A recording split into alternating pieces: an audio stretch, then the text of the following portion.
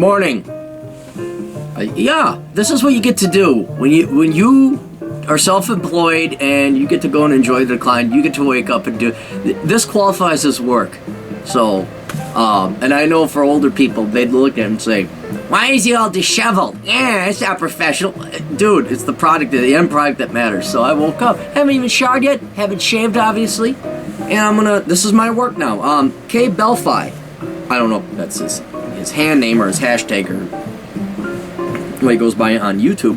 Young man sent me a video, and I'm doing a response video to that response because that's what the hip kids do now. They do response videos.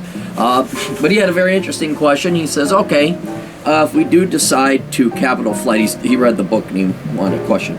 He says, all right, if we do decide to leave the United States, how do you assess and analyze a country? And what this gets into is a sovereign analysis, which is the official economics term, where you study countries.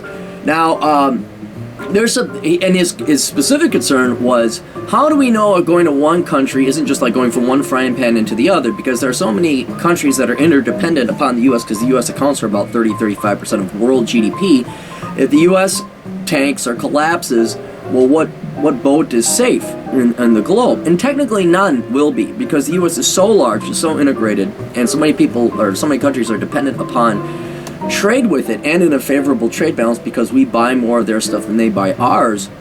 A lot of their sales is going to go away. So to answer his question, there's a couple things to look at. One, realize if the U.S. goes down, everything else is going to go down as well. Maybe not collapse like the United States, but no country is going to go unscathed from that. So that's number one. So don't think like you're going to be able to go to the Cayman Islands and things aren't going to be less or slightly worse off there than not.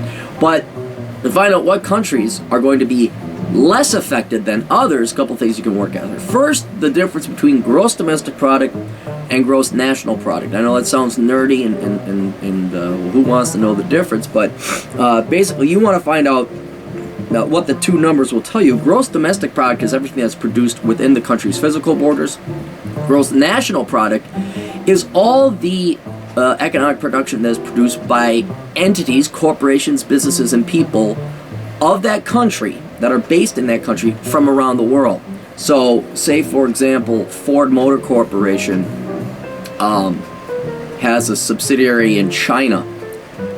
That production is not considered in GDP because it's not within the physical borders of the United States. It is, however, considered in gross national product because that income is then paid to the Ford Motor Corporation's headquarters in the United States.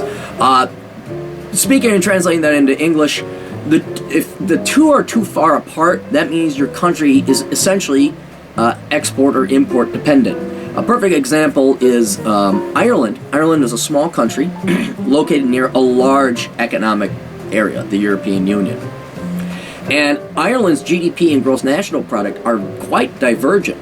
Ireland has a relatively small GDP because it's a smaller country, doesn't have people do invest in there, that's for certain, but because most of their business is done outside of Ireland, because it's trying to internationalize itself, diversify itself, its GNP is larger. So Ireland was a very, or is, I'd have to research the economics more recently, is a very export-dependent country. Same thing with, say, like Kuwait or Abu Dhabi, or the United Arab Emirates, export petroleum-based countries. Singapore is another example where it's typically small because there's not a lot of room not to build factories, but it's a smaller country, and it has a larger international presence than it does a domestic one.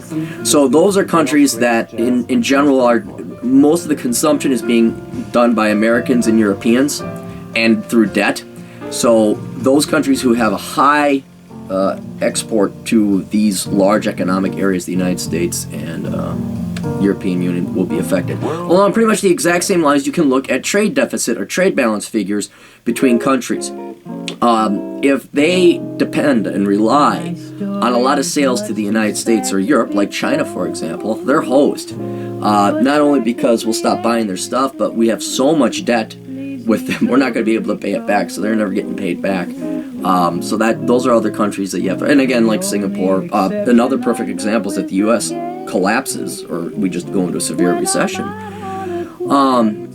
The price of oil will go down a lot. because we don't need as much energy to produce things, haul things, transport things. And this is assuming like a U.S. collapse or like a U.S. Severe recession or Great Depression, more than what we have now.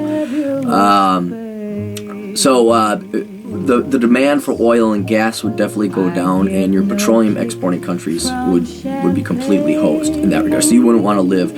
Abu Dhabi, hey, I mean, you look, that's like a nice kind of resort. It looks really nice, but to take the terrorism and the radical Muslims out of it, that I fear would be kind of bubbly because they're so dependent upon export. What else? Another question to ask is, when you get to this country, let's say it has enough of an industrial base or an economy unto itself that can support itself. The other issue then says, okay, can this country get its wares and its supplies from another country? So the U.S. goes kaput. Can someone get their stuff from China? Can they get it from Europe? Can they get it from India? And this would be, for example, like Australia would be an example. If the U.S. goes kaput, whatever goods Australia gets from the United States, it can get it from China, so it still is getting supplied. But that point is almost moot because the U.S., we don't really produce anything. And I don't want the anal retentive economists or people who, we actually produce our Got it.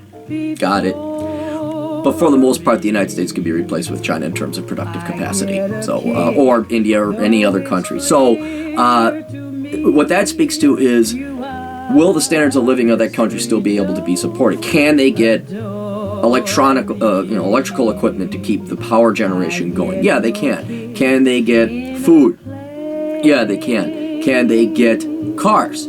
Yeah, they can. Japan won't support. So that's another thing to look at that. The final thing you want to consider, all of that is pretty much moot, what I've said, in the long run, because what is really going to determine the success of the nation is where do industrious, hardworking, innovative, creative people go.